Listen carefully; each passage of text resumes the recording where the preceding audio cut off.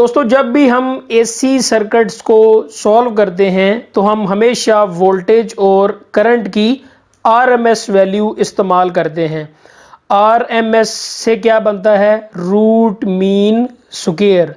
तो आज की इस वीडियो में हम ये समझेंगे कि हम क्यों एसी सर्किट्स के अंदर करंट की या वोल्टेज की आरएमएस वैल्यू इस्तेमाल करते हैं और करंट की और वोल्टेज की रूट मीन स्क्वायर वैल्यूज कैसे मालूम की जाती हैं। Let's start with simple circuit.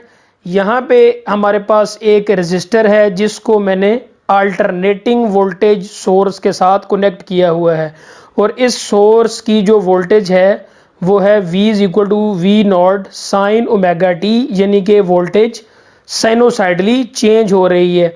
अब इस वोल्टेज का टाइम वेरिंग ग्राफ मैंने यहाँ पे आपको दिखाया हुआ है। इसमें जो मैक्सिमम वैल्यू है वोल्टेज की वो प्लस V0 है और मिनिमम वैल्यू माइनस V0 है। और आप ये देख रहे हैं कि ये वोल्टेज टाइम के साथ साइनोसाइडली चेंज हो रही है। तो अब हमने ये देखना है कि इस वोल्टेज की वजह से इस रजिस्टर में से जो करंट गुजरेगा वो कितना होगा। हम ये जानते हैं कि करंट प्रोपोर्शनल होता है वोल्टेज के, तो हम ये एक्सपेक्ट करते हैं कि जूं ही जूं वोल्टेज बढ़ती जाएगी इस रजिस्टर में से जो करंट गुजर रहा है वो भी इंक्रीज होता जाएगा और जब वोल्टेज अपनी मैक्सिमम वैल्यू पे पहुंच जाएगी तो इस रजिस्टर में से गुजरने वाला करंट भी मैक्सिमम हो जाएगा। फिर उसके बाद करंट की वैल्यू कम होना शुरू हो जाएगी क्योंकि वोल्टेज की वैल्यू कम हो रही है और यहाँ पे आके इस रजिस्टर में से करंट जीरो हो जाएगा क्योंकि वोल्टेज जीरो हो जाएगी। लेकिन इसके बाद वोल्टेज की पोलैरिटी चेंज हो जाएगी, यानी कि प्लस इस तरफ हो जाएगा और माइनस इस तरफ, और करंट की डायरेक्शन भी रिवर्स हो जाएगी। करंट फिर ऑपोजिट डायरेक्शन में इंक्रीज होना शुरू होगा और यहाँ पे मैक्सिमम वैल्यू पे पहुंच जाएगा। उसके बाद फिर करंट की वैल्यू कम होना शुरू हो जाएगी और यहाँ पे दोबारा करंट जीरो हो जाएगा। ठीक है, तो हो क्या रहा है कि इस रजिस्टर में से जो करंट गुजर रहा है वो कांस्टेंट नहीं है बल्कि टाइम के साथ वो तब्दील हो रहा है और साथ साथ अपनी पोलैरिटी भी चेंज कर रहा है। तो चलें अब हम ये देख लेते हैं कि इस रजिस्टर में से करंट कितना गुजर रहा है। करंट को हम कैसे फाइंड आउट करेंगे वो हम जानते हैं। I is equal to V divided by R. V की वैल्यू ये लिखी हुई है, अब वी की वैल्यू यहाँ पे पुट करें तो V0 sine omega T divided by R. अब V0 divided by R, this is the maximum current which is flowing through this resistor. तो इस रजिस्टर में से जो टाइम वेरिंग करंट है वो किसके बराबर आ जाएगा? I0 sign omega t. तो आप ये देख लें कि वोल्टेज में भी साइन ओमेगा टी है और करंट में भी साइन ओमेगा टी है। इसका मतलब ये है कि करंट और वोल्टेज दोनों इन फेज हैं। तो अब हमने कैलकुलेट करनी है पावर डेसिपेशन कि इस रजिस्टर में से कितनी पावर डेसिपेट हुई। तो पावर का ये फार्मूला है P is equal to I square R. अब यहाँ पे मैं करंट की क्या वैल्यू पुट करूँ? अब करंट तो टाइम के साथ कंटिन्यूसली तब्दील होता जा रहा है, तो मैं फिर पावर कैसे मालूम करूँगा? हाँ, अगर आप ये करंट की वैल्यू यहाँ पे पुट करें तो आप इंस्टेंटेनियस पावर मालूम कर सकते हैं, यानी कि किसी भी टाइम के ऊपर आप अगर पावर मालूम करना चाहते हैं तो वो आप मालूम कर सकते हैं। लेकिन एसी सर्किट्स के अंदर हम पूरे एक करंट साइकिल की पावर डेसिपेशन में इंटरेस्टेड होते हैं। ठीक है, तो अब हमने क्या करना है कि पूरे एक करंट साइकिल की हम पावर डिसिपेशन निकालेंगे। तो आप ये देखें कि पावर डेसिपेशन में करंट का स्क्वायर आ रहा है, साइन का भी स्क्वायर आ रहा है, तो आपको साइन स्क्वायर का के ग्राफ का पता होना चाहिए कि वो किस तरह का होता है। अब यहाँ पे मैंने आपको सिंपल करंट का ग्राफ प्लॉट कर दिया है और ये वही करंट है जो रजिस्टर में से गुजर रहा है, लेकिन पावर के अंदर तो हमें करंट का स्क्वायर चाहिए होता है।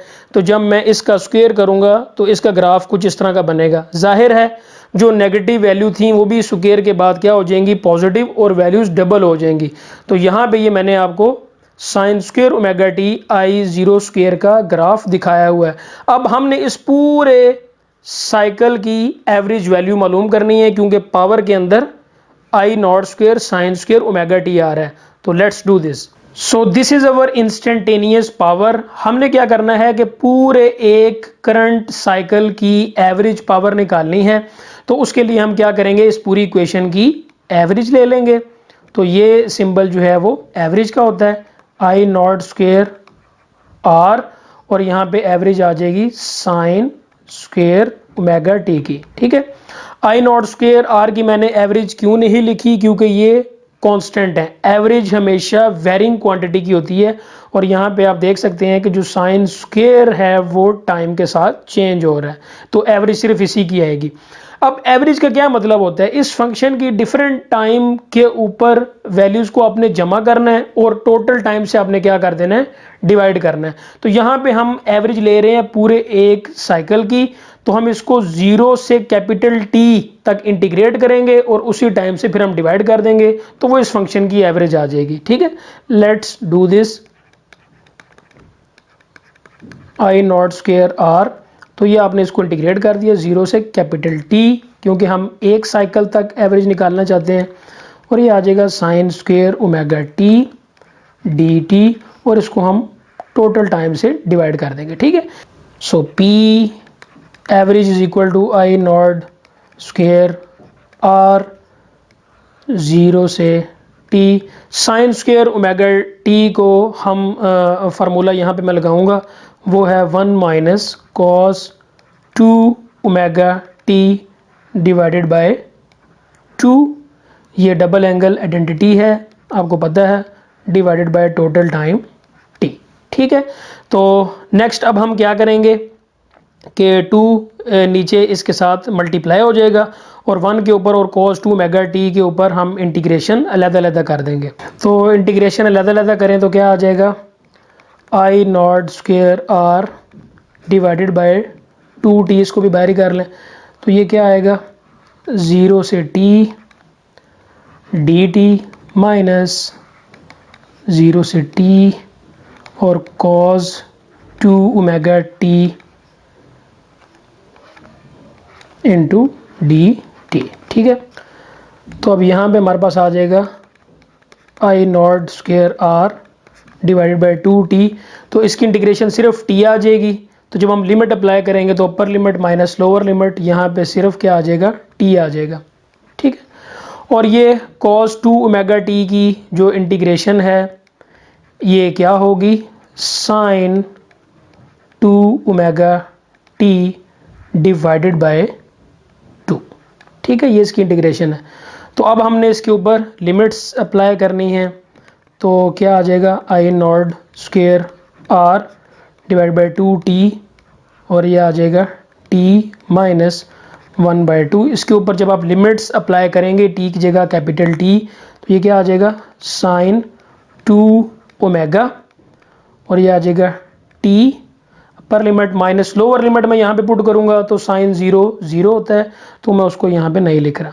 ठीक है, अब हम ये जानते हैं कि ओमेगा बराबर होता है 2 पाई बाय टी के, तो यहाँ से t जो है वो हमारे पास आ जाएगा 2 पाई डिवाइडेड बाय ओमेगा। तो अब इस t की जगह मैं ये वैल्यू पुट करूँगा, तो आपके पास क्या आ जाएगा, I not square R divide by 2t, और यहाँ पे आ जाएगा t minus 1/2। So this is sine 2 omega, और t की जगह आ जाएगा 2 पाई डिवाइडेड बाय ओमेगा। तो ओमेगा ओमेगा से कैंसिल हो गया और ये 4 पाई हो जाएगा, और साइन 4 पाई क्या होता है, 0 होता है, तो ये सारी टर्म जो है वो 0 हो जाएगी, and we are left with only this term.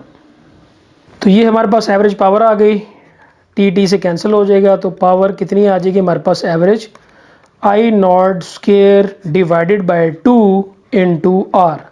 This is something very important, इसको अच्छे तरीके से अब आपने समझना है कि ये एक साइकिल की एवरेज पावर डिसिपेशन है।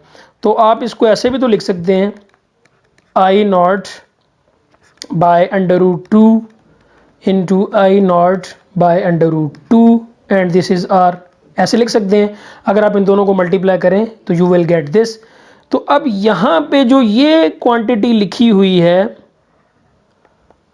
इसको हम डिफाइन करते हैं कि ये करंट की RMS वैल्यू है, रूट मीन स्क्वायर वैल्यू है।